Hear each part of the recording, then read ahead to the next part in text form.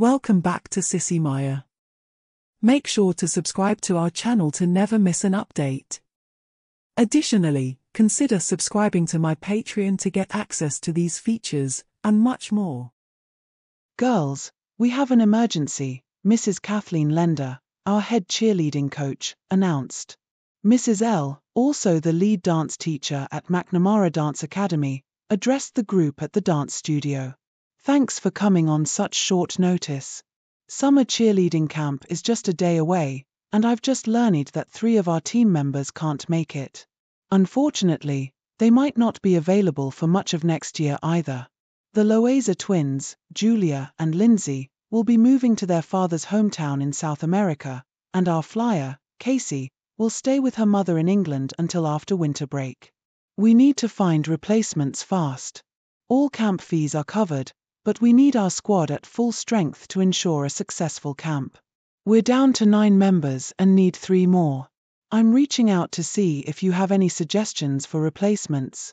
We'll hold a special clinic and tryouts during the school year, and these 3 could have a good chance of joining the team permanently. Katie spoke up first. Some of you might know that my brothers, Larry and Carl, have been training to become my new sisters, Julia and Kristen. They've spent months learning about a girly lifestyle, fashion, and makeup, and have practiced some cheer moves with us. Their uniforms fit well, and my mom supports their training and wants them to be part of the camp experience.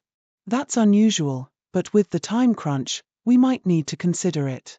What do you think, girls?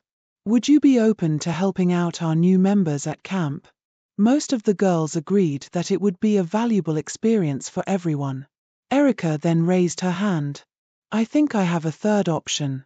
She pulled a handful of photos from her purse and shared them with the team. The first set is from Halloween, 7 years ago, Erica explained.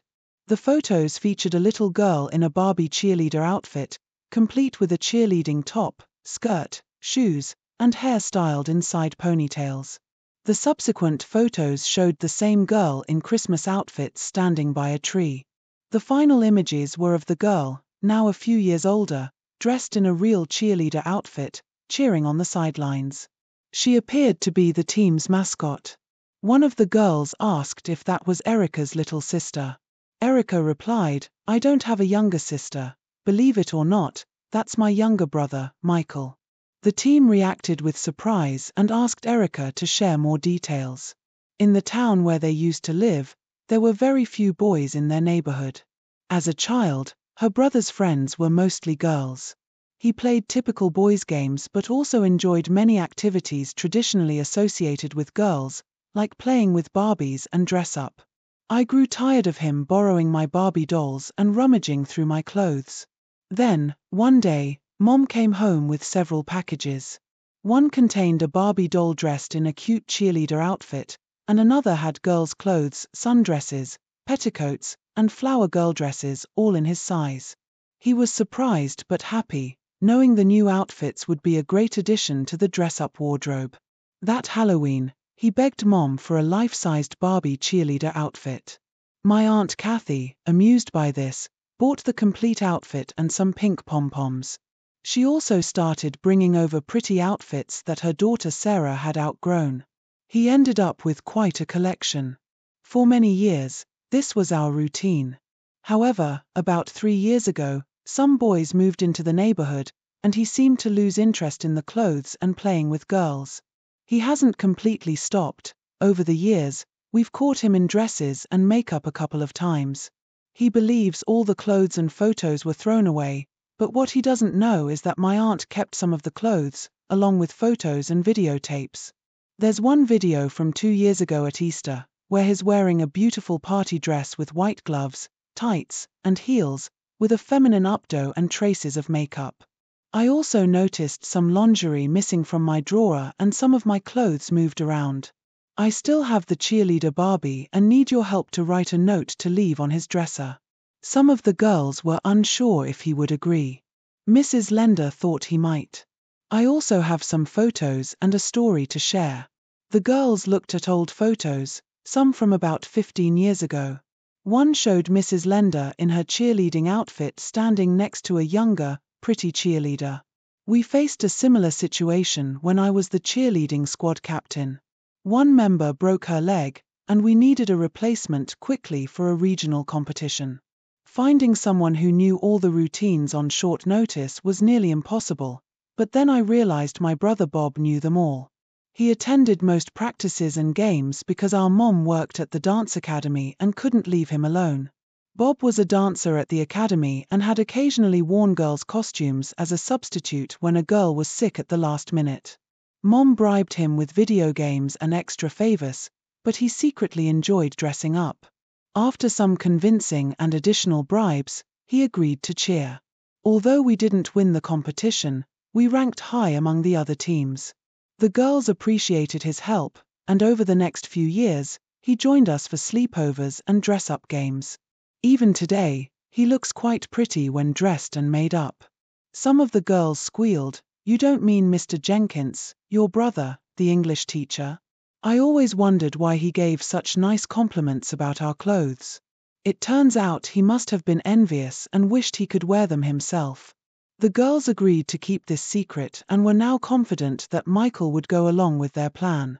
Michael's mother, a former cheerleader, and Erica both assured the girls that they would convince Michael to help them.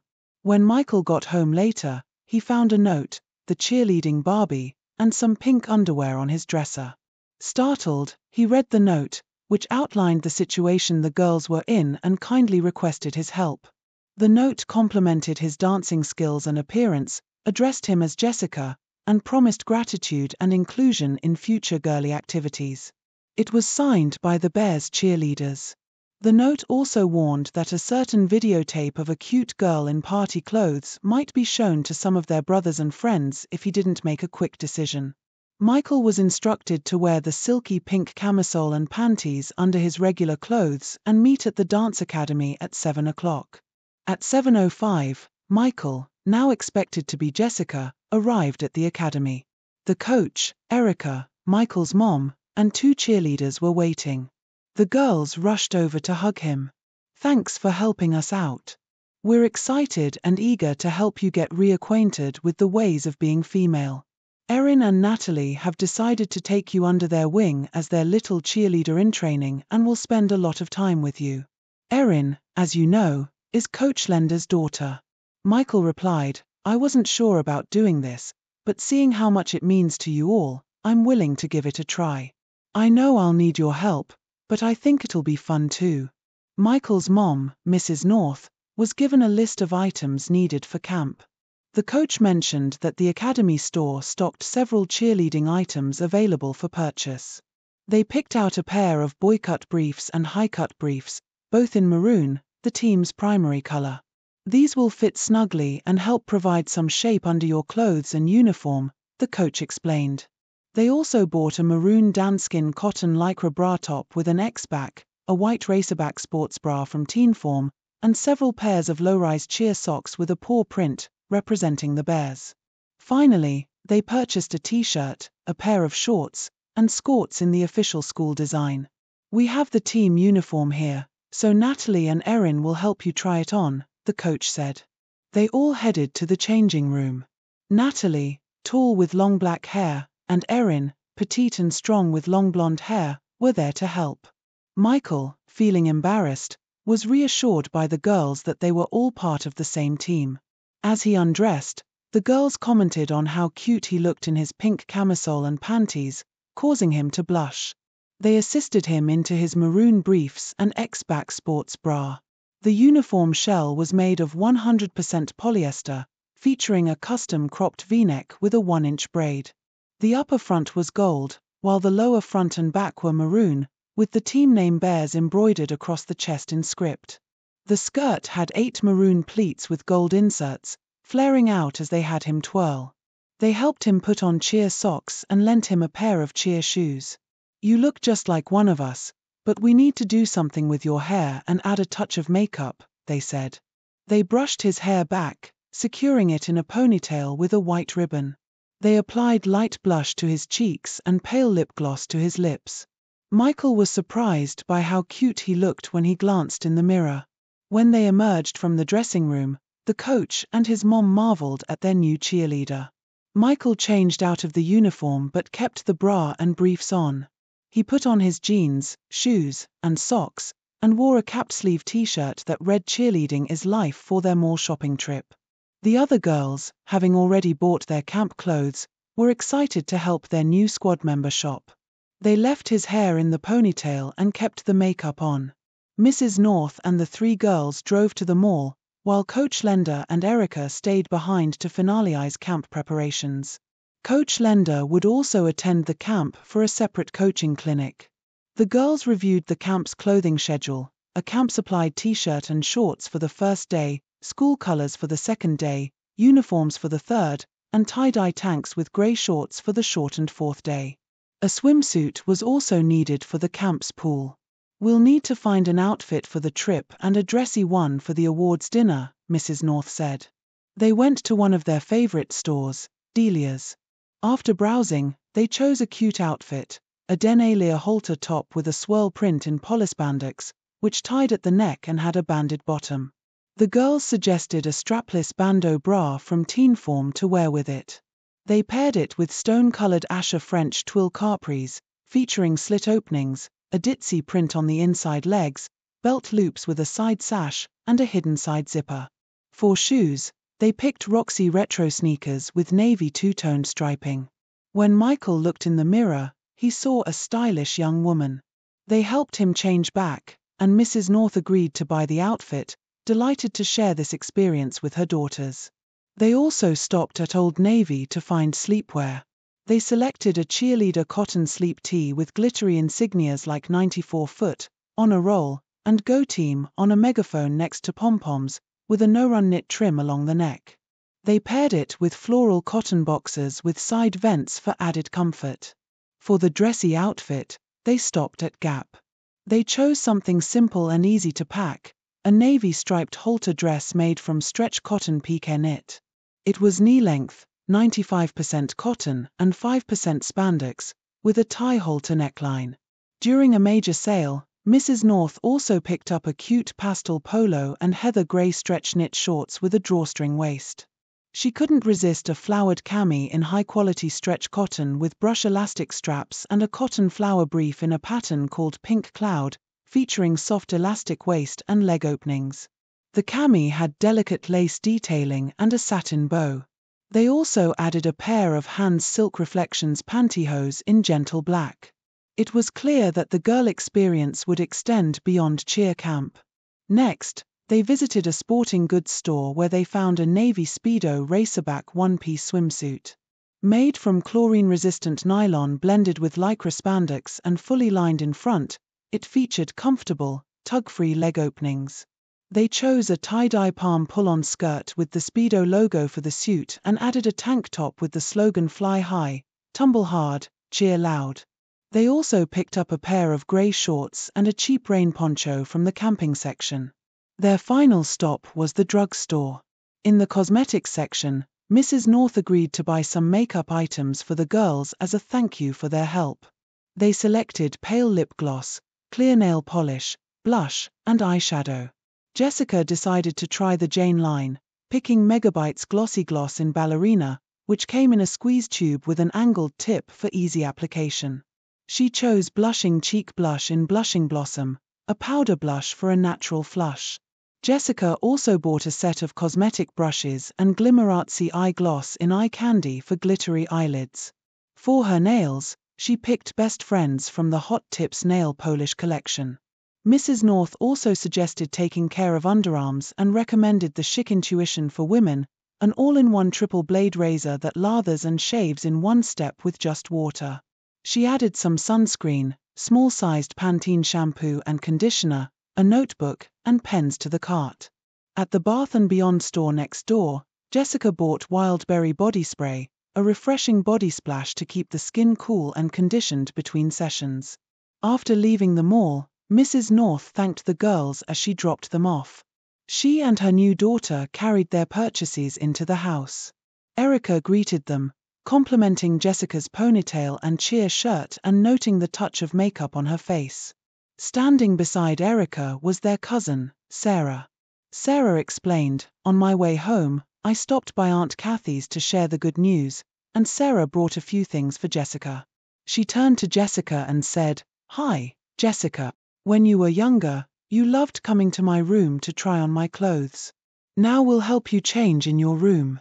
Sarah had brought 2 outfits for Jessica to try, a blue ribbed knit top with a woven collar and cuffs paired with a flowered scooter skirt, and a woven knit shirt with an integrated vest and a pleated plaid skirt, all from the Cherokee line.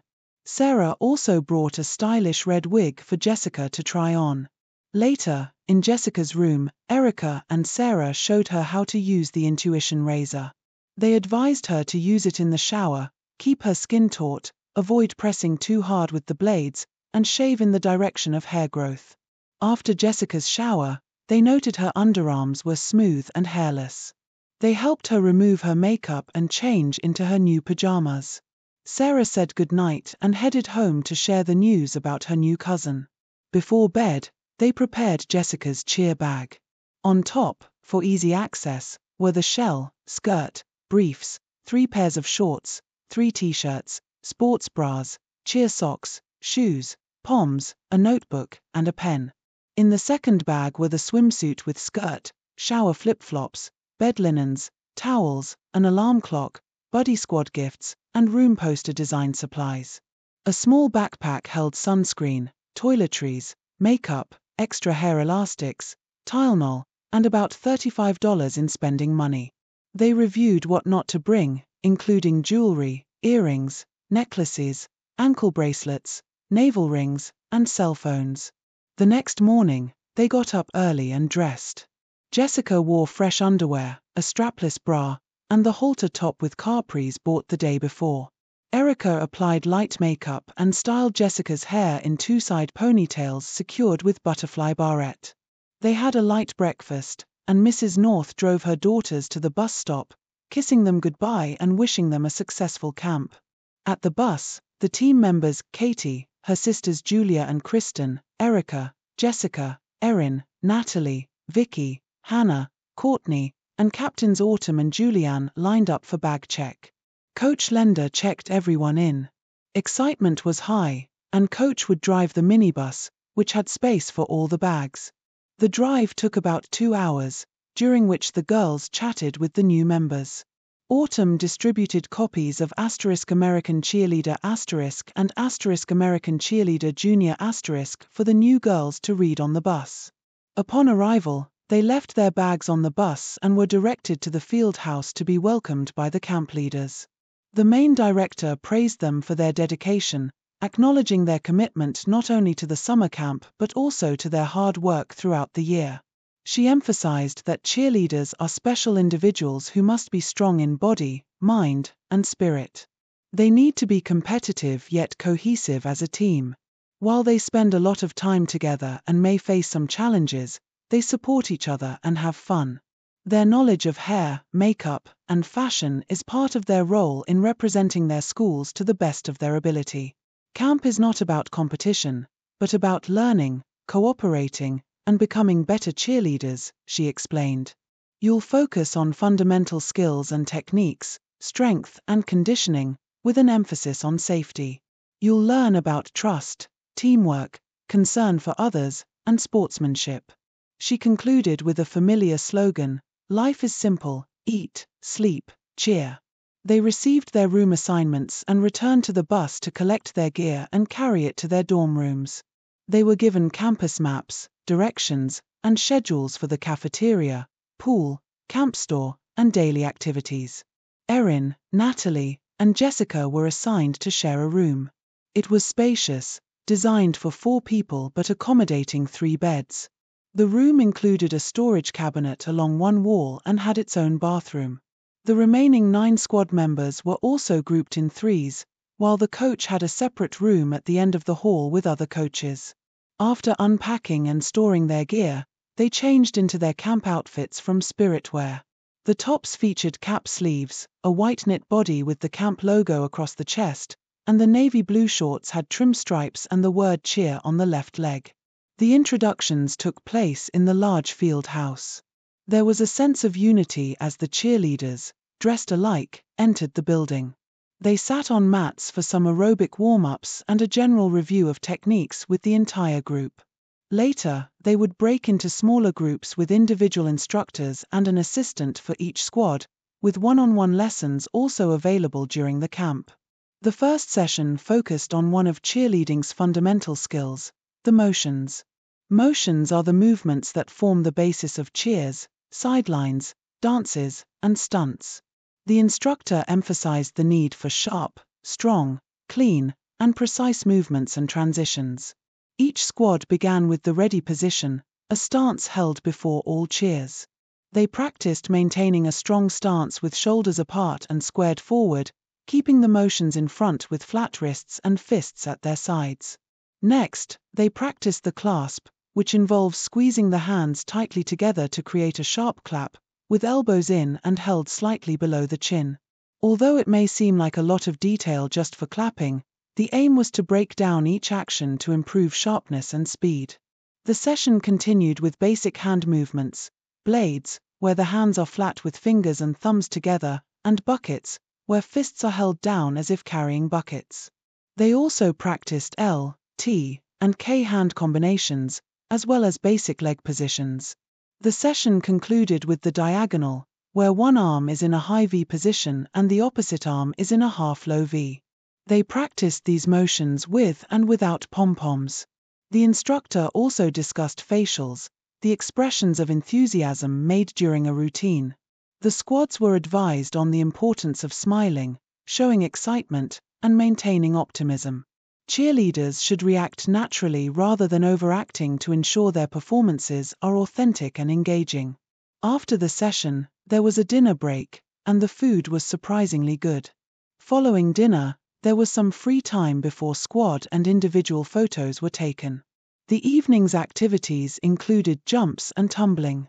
Each part of these activities was broken down and demonstrated first, with a strong focus on safety, proper form, and technical accuracy to make learning the moves faster and easier. Jumps typically consist of 4 parts: the approach, lift, landing, and the trick performed in the air. They practiced 4 tricks: the toe touch, pike, herky, and around the world.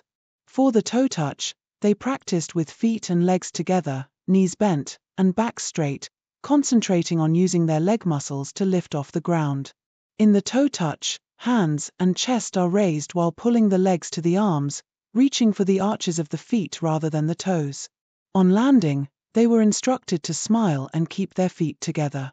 In the pike jump, both legs are extended straight out in front, parallel to the floor, with arms outstretched and fists closed, and the chest slightly forward. The herky involves extending one leg to the side and bending the other leg, with arms in a punch motion.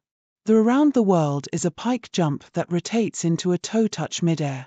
A scorpion is performed on the floor, where the cheerleader stands on one leg and pulls the foot of the unsupported leg behind her head using both hands. They practiced positions on the ground to simulate the jump and improve flexibility, balance, and strength. Each girl paired up to practice these jumps, with Jessica paired with Julia.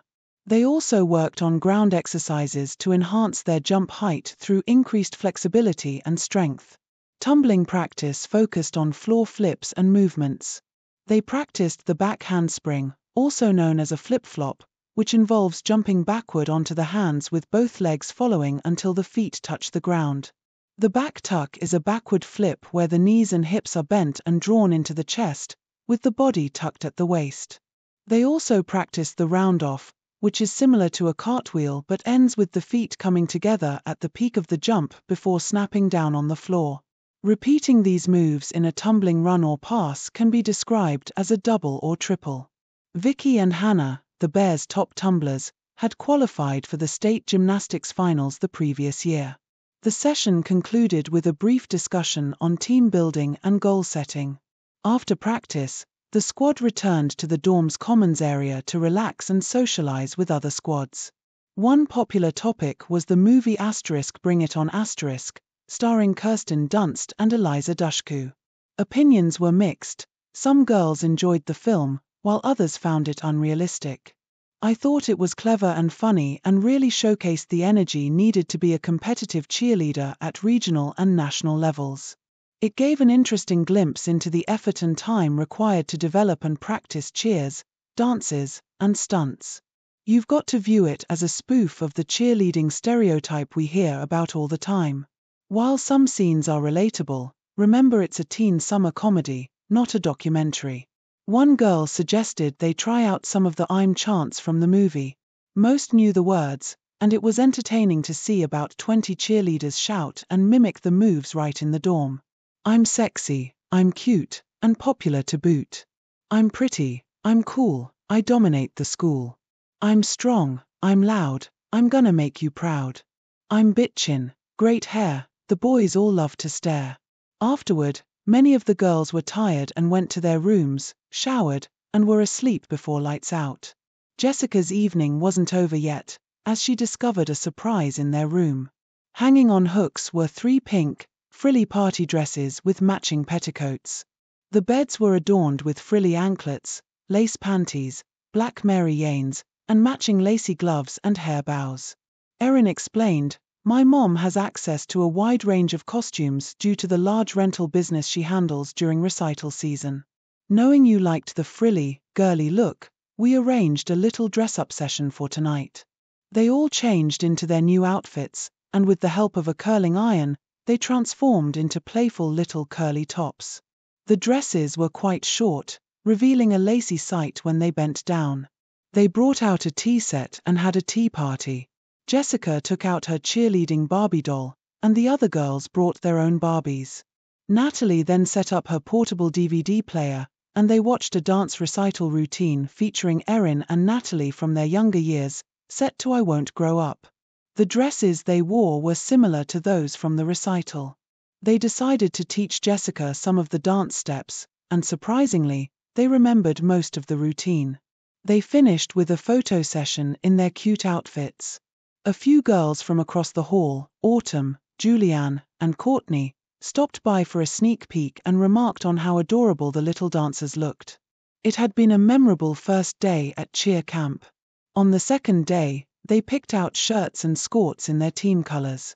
The shirt was white jersey knit with a maroon collar and an embroidered cheer logo on the chest.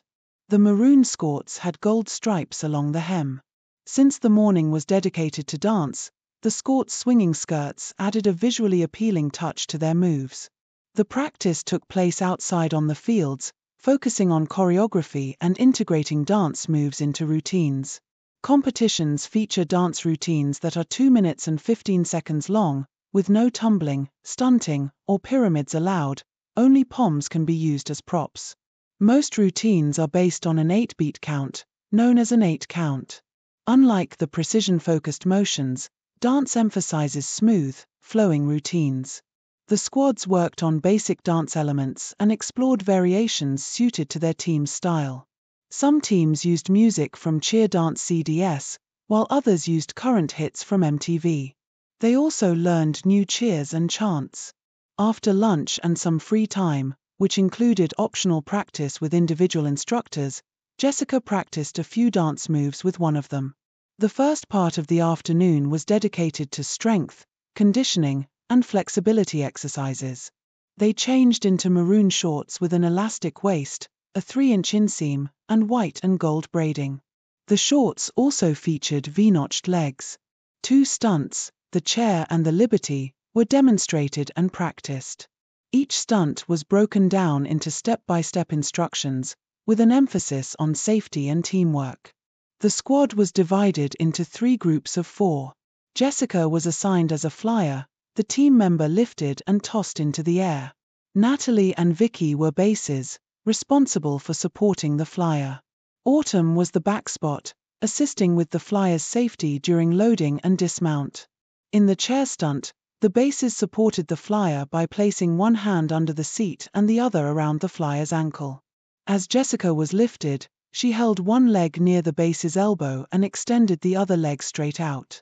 The Liberty, a classic but challenging stunt, involved the bases starting in an elevator stance but closer together. The spotter, Autumn, placed one hand on Jessica's ankle and the other under her seat. On a designated count, Autumn pressed Jessica into a standing position.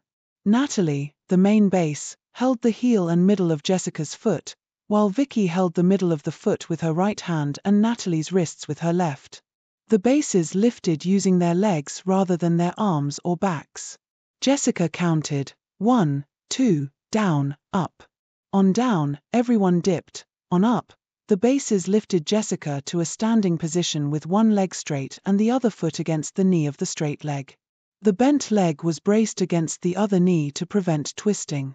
Jessica extended both arms into the air and held the position. The stunt concluded with a basket toss and cradle, which was demonstrated and would be practiced the following day. Dinner break arrived, signaling a transition to the evening session focused on stunt techniques. The first stunt was the shoulder sit, a fundamental move for learning proper stunting techniques. For this stunt, only one base, Natalie, was needed. Natalie lunged with her legs bent and spread to the side. Jessica placed her right foot into the pocket behind Natalie's knee and positioned her hands on Natalie's shoulders. With Autumn's assistance, Jessica stood up, locking her legs on top of Natalie's lunged leg. She then swung her left leg onto Natalie's shoulders and sat down, wrapping her legs and feet under Natalie's arms. Natalie placed her hands on Jessica's knees for added security. In this position, Jessica could comfortably lead cheers and perform motions. To dismount, Jessica unlocked her feet and extended them forward. Natalie reached between Jessica's legs to grab her hands. On a countdown, Natalie dipped down and up, allowing Jessica to dismount. As Jessica was lifted, she brought her legs behind her body and then together to land on her feet behind Natalie. Autumn watched closely, ready to spot in case of a fall. The next stunt was the basket toss. Vicky was added as a secondary base. They discussed how teamwork was crucial for climbing, elevating, and transferring movements. The stunt was practiced several times as a walkthrough and then performed full out under the instructor's supervision. In this stunt, Jessica was tossed into the air by the bases, Natalie and Vicky, with Autumn as the backspot. During the loading phase, the bases stayed low while the backspot prepared to support. The bases locked their wrists, and Jessica placed her hands on their shoulders before jumping and landing lightly in the center of the basket with her hips above her knees. The bases dipped their hands below their knees and exploded through their legs and shoulders to initiate the lift, following through straight up and releasing Jessica with a flip at the top. At the peak, Jessica moved into a pike position to prepare for the cradle descent, keeping her head and shoulders from leaning backward. Sometimes, a toe touch replaces the pike at the top. Autumn, the spotter, assisted in protecting Jessica's head and shoulders during the cradle catch. She and the bases aimed to catch Jessica at the highest point. Natalie and Vicky caught Jessica under her lower back and thighs, while Jessica wrapped her arms around their shoulders and maintained a strong pike position with her toes up as she landed in the cradle. Autumn used the middle of her forearms to support Jessica by reaching under her shoulders. Before lights out, the girls enjoyed some free time. Jessica, Erin, and Erica headed to the swimming pool. Autumn, Julianne, and Courtney grabbed late-night pizza at the cafeteria and browsed the souvenirs and clothes at the camp store. Julia and Kristen completed their dorm room door decorations with cheer slogans and themes. Katie, Vicky, Natalie, and Hannah met in the commons area with the team's buddy squads, exchanging small gifts like glitter and hair ribbons, and indulging in a major girl talk session. One of the conversations revolved around their morning routines, with various comments shared. I usually spend a lot of time brushing my long, silky hair, applying a bit of makeup, and choosing my cutest clothes from the closet. I don't really fuss over it. I just throw on whatever's handy. My messy hairstyle means it doesn't matter what I do with it. As you can see, I have a very fit body and prefer wearing skimpy tops and tight pants. I only need a bit of makeup and minimal styling because, as you can tell, I'm a knockout. I usually brush my hair, apply a little lip gloss, and put on comfy clothes. I'm not high maintenance. I like to think of myself as a perfect princess. I use expensive lotions, high-end makeup, and designer clothes.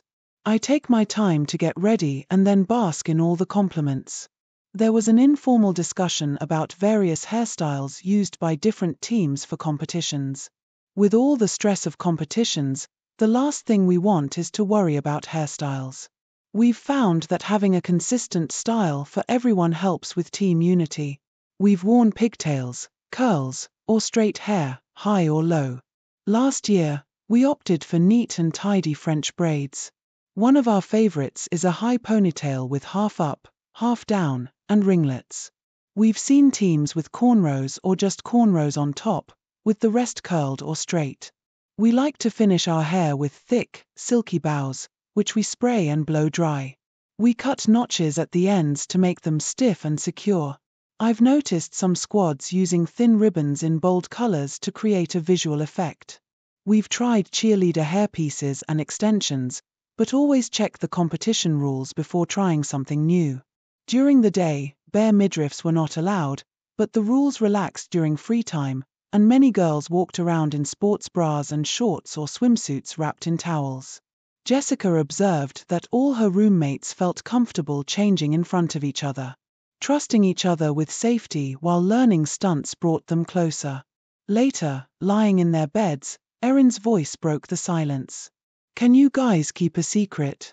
Without waiting for an answer, she continued, "This might sound a bit strange, but it's true, and I have pictures to prove it. Remember the story my mom told you about her brother, Bob, or as you know him, Mr. Jenkins, the English teacher? About a year ago, Aunt Marilyn told my mom that Bob was neglecting her and his responsibilities, spending nights out with friends without explanations. My mom knew about Bob's habit of dressing up, so she came up with a plan to improve his behavior. She ordered an extra-large girly party dress, similar to the ones we wore last night. Aunt Marilyn threatened Bob with revealing his dressing-up secrets to his friends if he didn't agree to be his female persona, Kellyanne, for an entire weekend. Bob had no choice but to comply. He had to dress, act, talk, and behave like a sweet, polite girl. The next day, he wore a schoolgirl outfit with a white blouse, a plaid jumper, knee-highs, and black patent leather shoes with straps. He also wore a girlish curly blonde wig and subtle makeup. After that weekend, he became a loving, obedient husband again. Aunt Marilyn kept the schoolgirl clothes for future lessons, but now she uses them as a reward when Bob does something she likes. Wow, that's quite a story. I wonder what it's like to wear a girls' school uniform, said Jessica. You missed out on a lot of girly experiences growing up, Jessica. We might be able to arrange some catch-up classroom time when we get home from camp, Natalie replied. On the third day, all the squads donned their official maroon and gold Bears uniforms. They wore the shells and pleated skirts over their briefs and sports bras, adding light lip gloss and clear nail polish. Their cute paw print cheer socks and matching cheerleader shoes completed the look. A teammate lent Jessica a pair of shoes. The team decided to wear the same hairstyle that day, so they gathered in Autumn's room to braid their hair into a single braid down their backs, tying them with maroon ribbons. That evening, they could dress up and wear more makeup, so some girls pulled out their dressy clothes, hung them up, and unpacked their makeup bags. The morning began with breakfast, followed by warm-ups and stretching to enhance flexibility and reduce injury risk. The squads practiced cheers, sidelines, poms, and pyramids. As pyramids are built, they must complement the cheers and can serve as dramatic finishes to routines. They spent time assembling and disassembling their pyramids while studying other squads' techniques. After lunch, the afternoon was reserved for free time and individual coaching sessions. Later, the squads rehearsed with their coaches and finally presented their routines for performance evaluations. After the evaluations, the teams returned to their rooms to prepare for the evening's activities. Awards would be given out at dinner, so the girls helped each other with makeup, nail polish, and more formal hairstyles. Jessica wore the halter dress they had picked out at the mall, paired with new pantyhose and borrowed low heels. They all looked stunning. Dinner was held in a separate hall with elegant tables and waiters serving the meal. The girls complimented each other on their looks and fashion sense, with particular praise for the 3 new members, Jessica, Julia, and Kristen. After the meal, each team received their performance evaluation results privately. The Bears performed exceptionally well. At the ceremony, they were awarded the Spirit Stick, a traditional honor for teams that demonstrate outstanding enthusiasm and sportsmanship during cheer camp. All 12 team members received a ribbon, with 8 superior ribbons awarded for stunting, pom routine, sideline, and cheer. 4 ribbons were given for overall excellence. 3 senior team members, Autumn, Julianne, and Hannah, were especially honored to be named to the All-Star squad. After the ceremony, they returned to their dorm rooms, and the excitement continued even after lights out. Natalie and Erin were watching a DVD on Natalie's player and called Jessica over. "Here's a DVD of me in a dance recital dressed as a 1950s girl, performing rock around the clock. Guess what song Erin has queued up on her CD player?" Natalie asked. "If only we had a costume, someone could learn these new dance steps." They led Jessica to the storage closet and, with surprised expressions, exclaimed, "Well, look at this." Hanging in the closet was a black felt circle skirt adorned with a pink poodle applique, accompanied by a matching pink petticoat, a striped knit top, and a pink scarf. On the bed lay a pair of bobby socks, saddle shoes, and a pink hair ribbon. There was also a lacy bra and panty set from Victoria's Secret, the bra equipped with extra uplift and padding. The girls quickly helped Jessica change and got her practicing dance moves to a classic 50s song. Laughter filled the room as Jessica's pink petticoat flared out from under her skirt with each twirl. They took some pictures before ending the dance session and changed into their pajamas. The final day at camp was filled with fun. The team wore tie-dyed tank tops and grey cheer shorts with an elastic waist, a 3-inch inseam, and V-notched legs. After breakfast, they warmed up together with Autumn and Hannah leading the session. The morning was spent rehearsing routines for the afternoon's Spirit Spectacular, the camp's final event.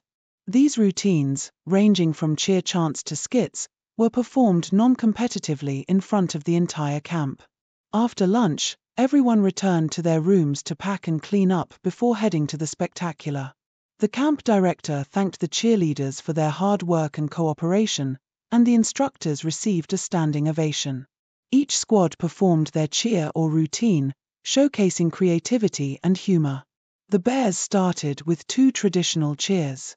The power, the might, you can believe the hype. Go, Bears, go. Fight, fight, fight. And maroon and gold, let's be bold. Maroon and gold, let's be bold. We don't mess around. Hey, we don't mess around. They followed with a Hawaiian hula routine, which they had performed for the homecoming show earlier in the year. Dressed in grass skirts over their shorts and navy crushed velvet tank tops with purple flower designs and racerbacks, they danced to Hawaiian music, telling a story with their hands and swaying their hips. The crowd gave them a hearty applause, especially enjoying the final, lively shake of their hips. Once all the skits were finished, it was time to change back into travel clothes, say goodbyes, and prepare to leave. There was a final room inspection and checkout. Many girls exchanged emails and addresses, and there were plenty of tearful farewells. As they boarded the bus for the journey home, it was clear that the new cheer members had been warmly welcomed into the group. They had shared and learned a lot, and it was hard not to think of them as cheerleading friends. Plans were already underway to continue their girly experiences together. It had been an unforgettable week at cheer camp.